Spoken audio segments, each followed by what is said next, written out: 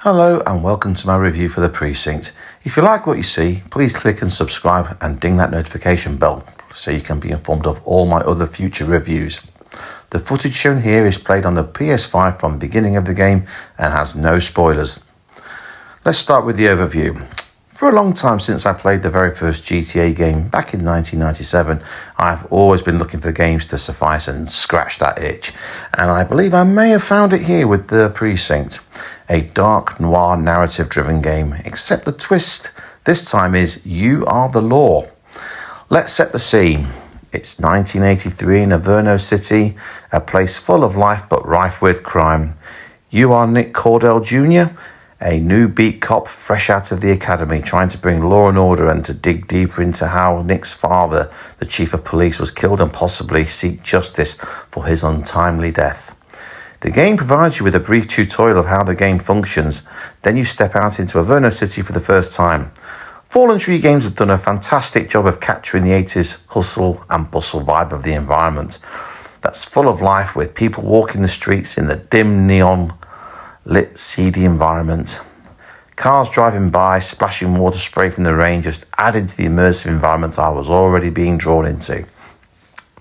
However, you learn fast that this is not a safe place to stroll around in and are soon drawn into restoring law and order to this corrupt city. You are introduced to the other characters and are partnered with a veteran cop soon to be retired called Sergeant Kelly. Kelly will advise you to check out the handbook of how the law works in the game that you can access through the pause menu. That's a pretty good advice, but there's a fair bit of a reading involved. But even if you skim over this, it is straightforward to pick up. There is an introductory mission to complete, but after that you get to drive and take control and pick from a choice of missions. These are inspect in park cars. This is not as boring as it sounds. As you patrol an assigned area, you see any parked cars parked illegally. You get to be the guy that most people can't stand and give out parking tickets. If done correctly, this will award you with XP. Giving out incorrect parking tickets will result in an XP penalty. Same with the other missions, same logic too. There are other missions such as patrolling the streets on foot and policing any misdemeanors. When this happens, you decide the kind of action you take. For example, how much force is required when taking down criminals. Disappointingly, the game does not give you the option to be a rogue cop and will always force you to play the game as a straight by the book beat cop. Although that's not what I really wanted. The game does work well and allows for levelling up with a point system that you earn from pursuing your enemies to a good enough standard. When these points are activated, you get the opportunity for improved equipment and resources such as bigger guns, stronger and faster cars, and more support from the precinct such as backup patrols, helicopters and roadblocks and more beat cops. You will not stood around idle for long, as the missions in this game give the game a good pacing feel, and I did not feel like I was wasting any time doing nothing. The old-fashioned CB radio will bleep and you will be asked to attend a crime, one after the other until your shift ends. Although the missions can get repetitive, I was impressed with the progressive system as you level up.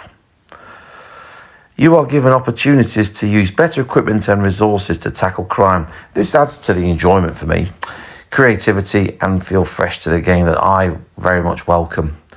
Arresting criminals is like its own mini game. You have to pick the right offence, and doing so will net you with valuable XP, and doing this incorrectly will deduct XP you would earn at the end of your shift.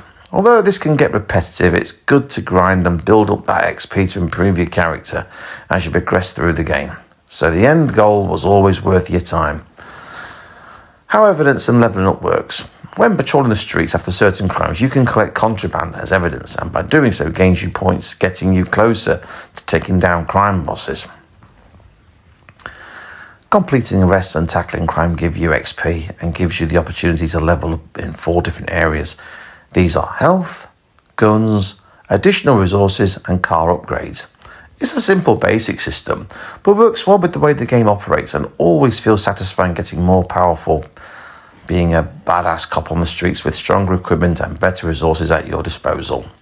Let's go on to the graphics. Although not groundbreaking, The isometric top-down view of the city works really well as it did in the early GTA games and cannot help but feel drawn into the atmosphere. The neon lights, the bouncing rain off the roads and the side streets give the game a welcome edge. Seeing the old-fashioned 80s cars really adds to the retro nostalgia.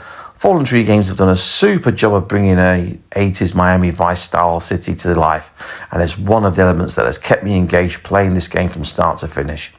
Sound. The voice acting in this game is not top draw and sounds like a strange B-movie that no one has heard of. However, oddly enough, this actually does work, and it works well for this title and is not out of place. The sounds of cars screeching around corners and smashing into the environment, although not great, is still good and it fits in well with the game. One of the best features, however, I must mention for this title is the music. This is simply incredible.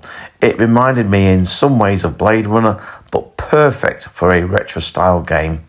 Patrolling the streets with the music Fallen Trees Games has provided never gets old and should be cheered for doing an incredible job of deepening my enjoyment of Averno City.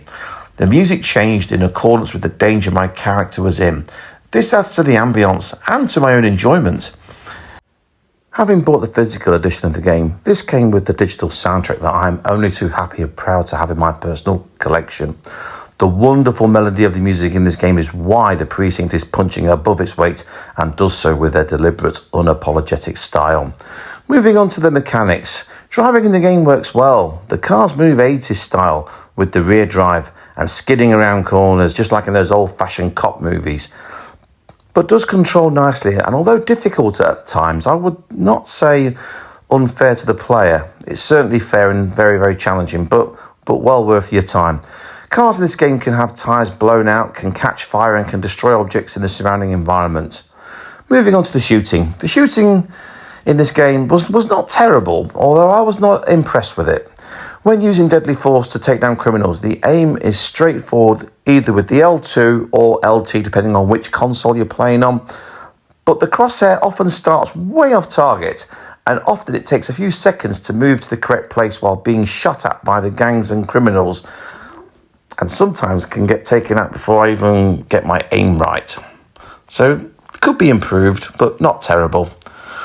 Walking and running improves as you level up. You can walk, jog and run. This comes with a stamina meter, and if you click a button at the right time, will temporarily boost your speed.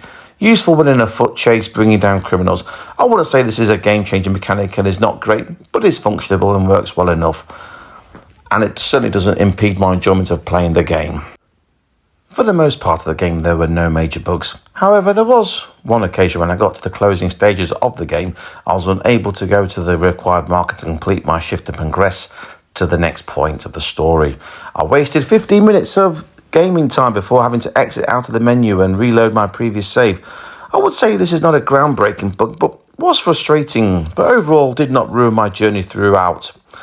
A brief bug is shown here is your NPC partner and can get stuck walking into objects. Although this wasn't happening regularly, from time to time I had to walk into him from the side to get him past the objects so the mission could progress and be eventually completed. Another niggle is after a shootout. When collecting evidence that is located near a dead body, I have been unable to pick up the evidence as the dead body was obstructing my pickup point. Although, as previously mentioned, these are frustrated niggles, but that's what they are. They are just niggles. It did not dampen my enjoyment of the game. By the time I got to the end of the game, it felt like it came around really quickly, but that's a good thing because I was engaged throughout the entire time. It was around 12 hours, although not memorable and somewhat predictable in a lot of ways. The story conclusion was satisfying. There is a limited amount of replay value as you can level up your character with different range of skill points, but there's limited scope due to the limited skill points available. But you can draw this out longer by getting all the trophies achievements. I estimate this is a further 5 to 7 hours of replay to achieve everything. To conclude, I would say at £30, although a short game, I feel this is a fair price point and did not feel ripped off in any way. I hope the bugs mentioned earlier gets patched and improved going forward. I have to confess I have never played a Fallen Tree game title before. and was intrigued, so I went into this with a blank canvas of expectation. For the most part, this game delivers, and it delivers well. The essential ingredients that make this a successful video game, such as the pacing, the 80s visuals in Averno City, the rough but effective voice acting, and especially the music throughout my brief journey playing this game, plays out wonderfully well. The game is paced well and does not outstay its welcome at all, and is not bloated in any way. And further to my joy, not a single microtransaction in sight. Earlier, I said this was similar to the early GTA games. I do stand by that, but this game very much carries its own identity and deserves to be acknowledged in such a way. I don't believe this game will get Game of the Year, but it does deserve to be remembered, and remembered fondly for taking me on a nostalgic but unique journey through this vast labyrinth of a map. If you like noir games with a catchy 80s vibe, I would recommend investing and giving this game a go. This journey took me 12 hours from start to finish. To get all the trophies, it could take me roughly up to 20 hours. For me, this game is a diamond in the rough, but ends up shining through in the end. I hope Fallen Tree Games gets the success it deserves and ends up being a gateway to making further video games in the future to come, as the gaming industry needs indie studios such as these. If you've made it this far, thank you so much for listening. Don't forget to click and subscribe and ding that notification bell. And if you like the review, give it a like, and I'll see you on the next one.